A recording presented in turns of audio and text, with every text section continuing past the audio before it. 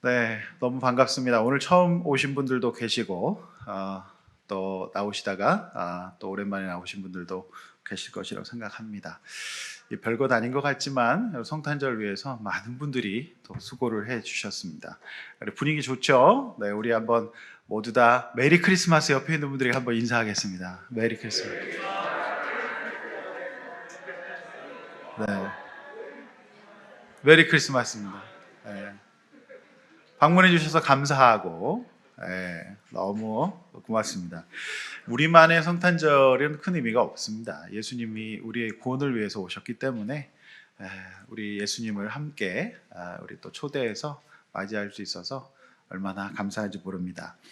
1818년에 독일의 성 니콜라스 교회에 성탄 전야를 맞아서 많은 사람들이 오늘처럼 모였습니다. 그런데 그만 오르간이 망가진 겁니다. 그래서 성탄 분위기를 흠뻑 느끼게 해줘야 되는 웅장한 파이프 오르간이 망가져서 당황한 이 요셉 모르 목사님은 즉석에서 노랫말을 쓰고 간단하게 기타로 반주할 수 있는 곡을 작곡하게 했습니다. 그 찬송가가 오늘 우리가 잘 알고 있는 고요한 밤 거룩한 밤이라고 하는 노래입니다. 이 늦은 저녁 갑자기 새로운 찬송가 하나가 기적처럼 탄생을 한 것이죠. 그날 밤 만약에 이 오르간이 고장나지 않았다면 이 조용하고 아름다운 찬송을 부르는 일은 없었을 것입니다. 이 아름다운 찬송가의 배경이 예수님이 오신 2000년 전에 당황스러운 상황과 매우 닮아 있습니다.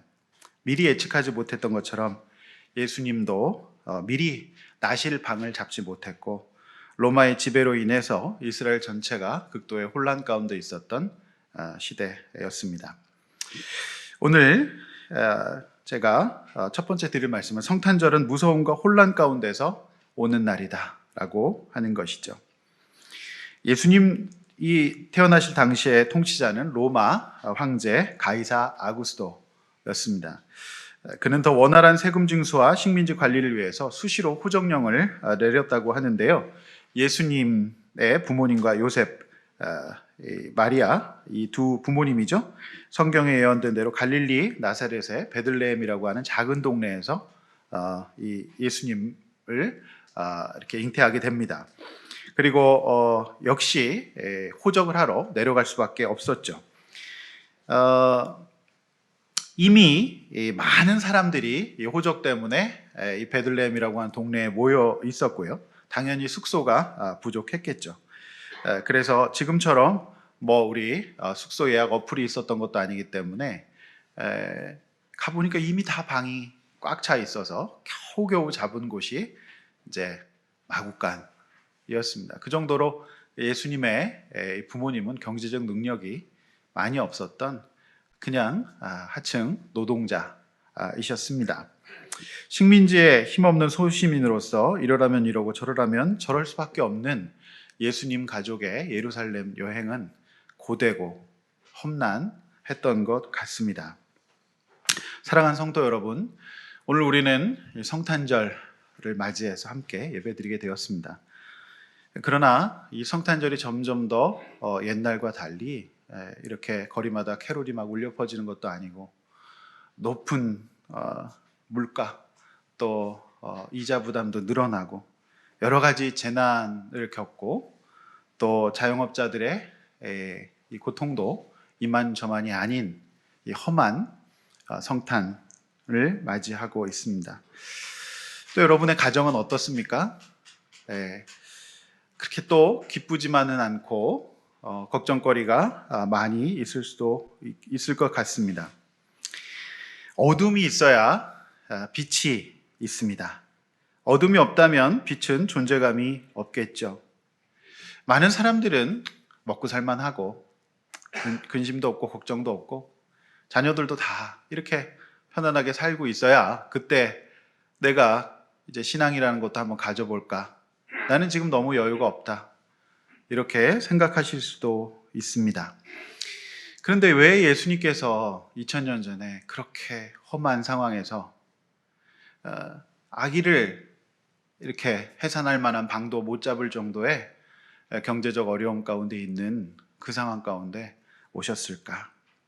그것은 사람들의 마음이 극도로 가난해져 있을 때, 또 사람들의 마음이 정말 무언가 이제 의지할 빛이 필요할 때, 가장 어려운 구약의 400년간의 깜깜이 기간, 이 기간을 거쳐서 바로 그때 예수님이 오셨던 것으로 생각합니다. 먹고 살만하고 마음이 편해서 예수님이 오신 것이 아닙니다. 성탄의 본질은 그런 것이 아니에요. 힘들고 걱정거리 많고 또 새로운 희망을 찾기 힘든 사람들에게 예수님이 빛으로 오셨던 것이죠. 그래서 만약에 오늘 여기 예배당에 오셨지만 내년에 걱정도 되는 부분도 있고 또 혼란도 있고 어려움도 있지만, 만약에 우리가 그런 상황에서 오늘 이 성탄절을 맞았다고 한다면 성경적인 성탄절을 맞이하신 것으로 보여집니다. 옆에 있는 분들 얼굴 한번 보실까요? 어두운가 밝은가? 어두워 보이시는 분도 계시고 밝은 분도 계십니다. 인생의 본질이라는 게 그렇다라고 하는 것이죠. 혼란스러운 2022년, 올해 성탄절은 또 왜 이렇게 추운지, 이렇게 춥고 밝은 전망이 보이지 않는 이 시점에 여러분, 우리가 성탄절을 맞이한 것은 특별한 하나님의 뜻이라고 생각합니다. 두 번째, 성탄절은 그 무서움과 혼란을 내어쫓는 날이다 라고 하는 것이죠. 당시의 목자는 그야말로 양떼를 지키는 자들이었지만, 성경에서 셰퍼드, 목자라고 할 때 여기에 이제 영적인 개념이 덧입혀져요. 그래서 우리를 인도하시는 목자라는 말이 성경에 나오죠. 그런데 예수님의 복음을 듣지 못한 목자는 무서운 것이 많았어요. 왜 무서웠을까요? 혹시 그 빛 때문에 자신들의 양떼가 다칠까봐 무서웠겠죠. 그러나 이 무서움 많았던 목자들이 예수님이 보내신, 이 하나님이 보내신 천사들을 만나서 복음을 듣고 진정한 목자로 변화가 됩니다.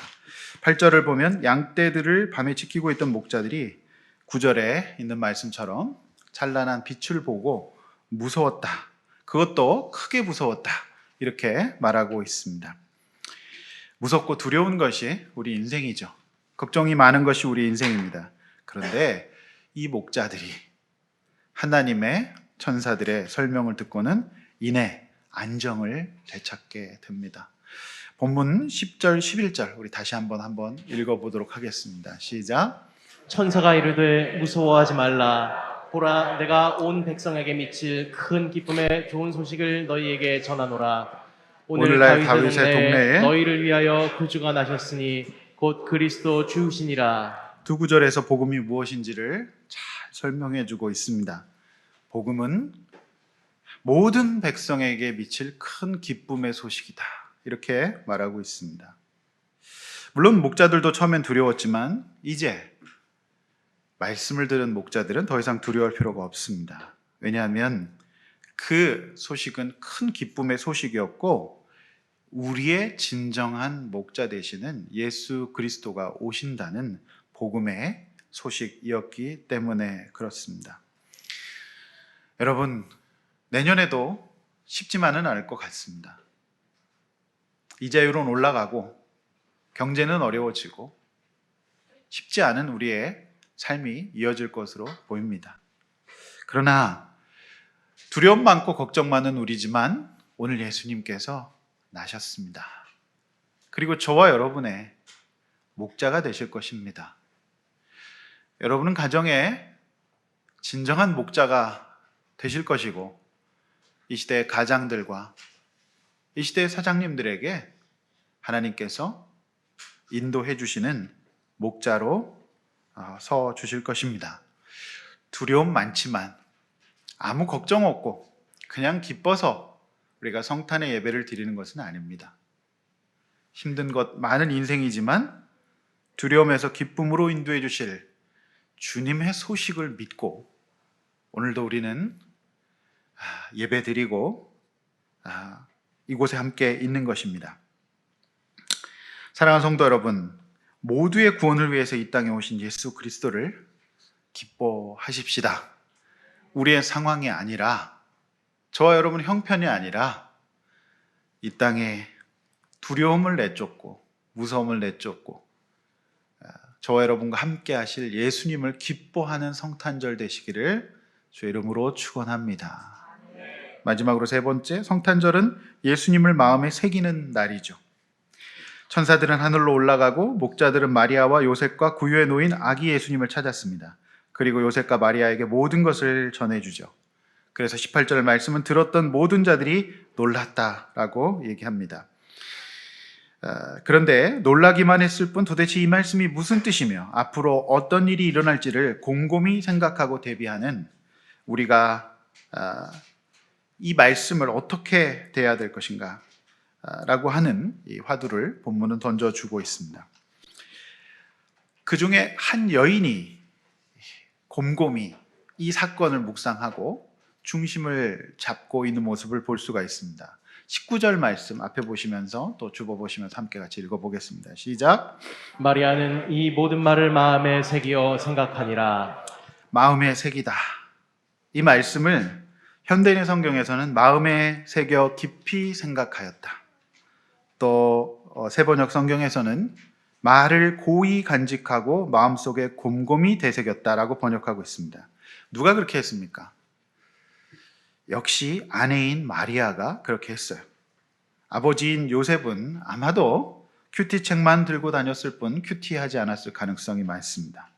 그래서 남자보다 여자가 영적으로 훨씬 더 예민하고 우월하다.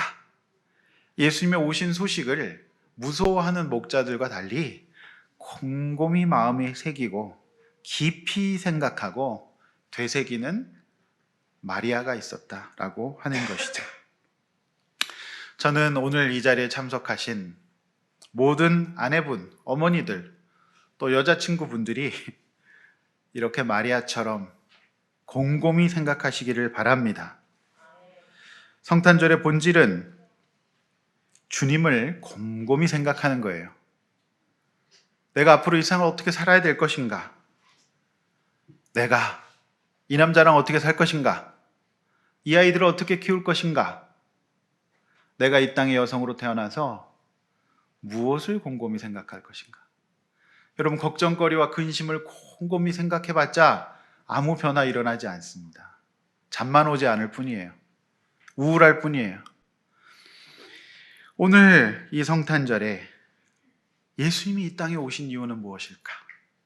불안과 걱정과 근심 많은 저와 여러분을 구원하시고 또 목자가 되시기 위해서 오셨다는 사실을 곰곰이 묵상함으로 여러분 마음에 진정한 평안을 찾으실 수 있기를 주의 이름으로 축원합니다.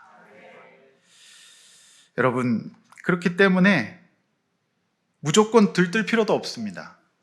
또 성탄절이라고 취할 필요도 없습니다. 더군다나 전 세계에서 수많은 크리스마스 베이비들이 태어난다고 하는데 그럴 이유가 어디에도 없습니다. 물론 마리아는 앞으로 자신이 감당해야 될 일들을 생각하면 두려웠을 거예요. 제가 이걸 보면서 남자 마리아도 여기 있을 수 있겠다 그런 생각했어요. 네. 앞으로 일어날 일, 또 자신의 미천함, 또 성령으로 잉태되었기 때문에 갑작스러운 임신이었어요. 두려웠겠죠. 그녀는 충분히 우울에 빠져 다운되고 슬퍼하고 이렇게 할 수도 있었지만 앞으로 자신에게 하실 일을 곰곰이 묵상하면서 중심을 잡고 있는 모습을 볼 수가 있습니다. 오늘도 초대했지만 아쉽게도 못 오신 분들도 계십니다. 마음이 아플 수 있죠. 저도 마음이 아파요.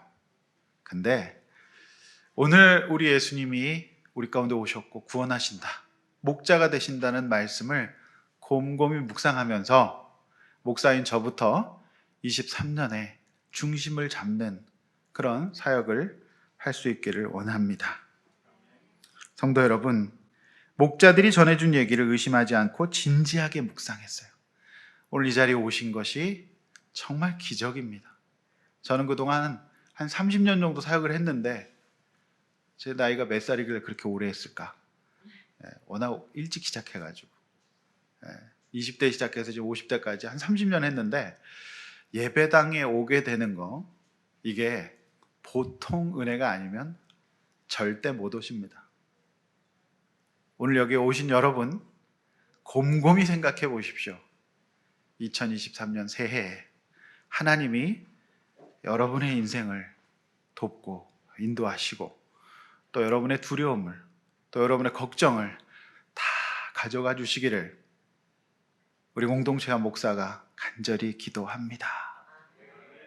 그동안 이거 어떻게 처리할 줄 몰라서 그저 걱정만 하고 계셨다면 이제 이곳 우리 아둘람 공동체에서 함께 말씀 듣고 기도하고 위로와 용기를 받으시면서 마음에 고이 간직하고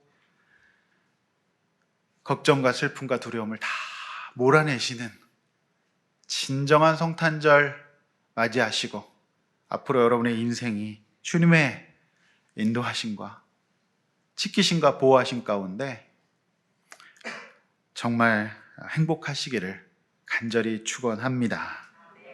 말씀을 맺습니다. 성탄절은 혼란과 두려움 가운데 있는 자들에게 찾아오셔서 그것을 내어쫓는 날이죠. 내 인생의 주인이 내가 되어 목자라고 하지만, 가장이라고 하지만, 어른이라고 하지만, 또 아내요, 여자친구요, 엄마라고 했지만 여전히 두려움 많지 않으십니까? 그런 크리스찬이 되어서는 안 됩니다. 오늘 예수님께서 오신 이 뜻, 마리아처럼 마음에 깊이 새기고 모든 두려움 몰아내고 모든 걱정 근심 몰아내고 주님이, 빛 대신 주님이 어두운 가운데서 우리를 인도해 주시고 목자 되셔서 지키시고 보호하실 것을 믿는 진정한 성탄절을 보내시기를 주의 이름으로 축원합니다. 우리 시간에 그 맑고 환한 밤중에 찬송가 112장 찬양하고 기도하고 예배를 마치려고 합니다. 우리 옆에 있는 분들, 가족들, 자녀들 손잡고 또 여자친구, 남자친구 손잡고 우리 함께 찬양하겠습니다.